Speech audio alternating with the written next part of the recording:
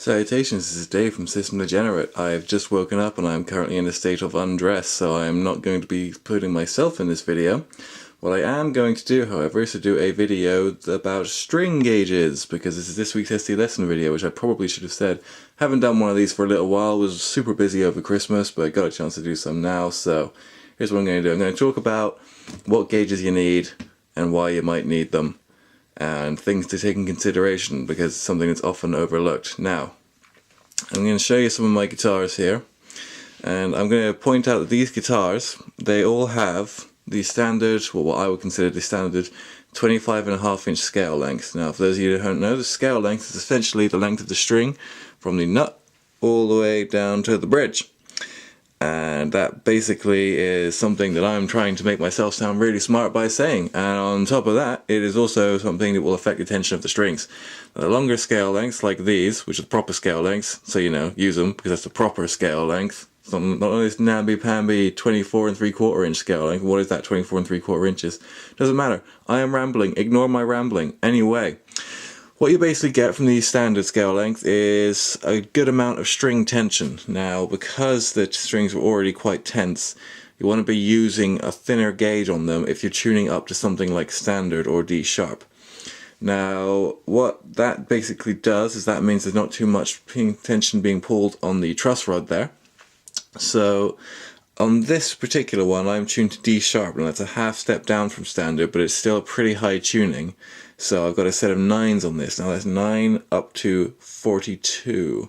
So I can't remember the actual amount, but I have a pack of, what's that? Yeah, okay. I won't show the brand name of these particular strings, but anyone who sees the pack will probably know what they are.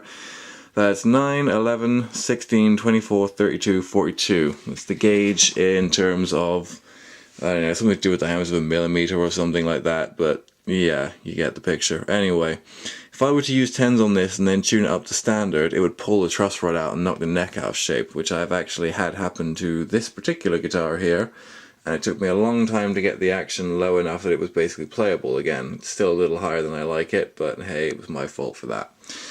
So, anyway, one thing though is that if you tune down too low and you have a thinner gauge of string, you get very little string tension at all, which is the problem with this, because this guitar at the moment is in an open tuning.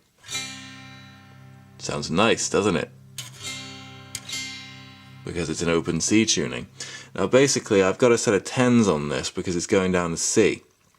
And the reason that you put 10s on it is basically when you're going lower, obviously the thicker the string, the more tension there are. For a standard 25.5-inch scale length, that means that you want to have thinner strings, but again, slightly thicker ones if you're going down to about here. I'm rambling again, I don't even know what I'm talking about. I haven't rehearsed any of this, I'm just winging it. Anyway, because this is an open tuning, this string here is in a slightly lower tuning than the rest of them, so it hasn't got a lot of tension there. Now the way that I'm going to get around that is when it's time to restring that, I'm going to use, I think these are the ones, yes. I'm going to use a mixed gauge. So this is 9, 11 and 16 is the first thing to get in a set of 9s, and then 26, 36, 46, which are the things that you would get in a set of 10s, I think. Yeah. Yes, it is, yeah. 26, 36, 46, that's what you would get in a set of 10s. So very much a mixed gauge there, which is what you want if you're doing open tunings. Now the thing to consider as well is, as I said before, the scale length of your guitar. Now if you've got a Les Paul, or something like that, maybe a Flying V as well, some of them have short scale lengths, then what you're going to do is instead of 9s for standard tuning, you're going to want a set of 10s, because a short scale length will have less tension in the strings, and the strings will be rattling all over the place. So put a set of 10s on a guitar with a short scale length, unless you're going down to a lower tuning, in which case you can go up to 11s, or maybe even 12s or 13s if you're going to one of those stupid ridiculous tunings like A or B or whatever. Well no, A, really. Yeah, if you're one of those pretentious guys who's like, oh, I'm going to tune down and be really heavy, it's like, no, just go to A. I don't know, I'm saying that kind of stuff is pretentious when I got a guitar that looks like that, but hey, it's a nice guitar, I like it. Recently put new pickups in it, too, yeah. That was because the old pickups broke, they're only cheap ones.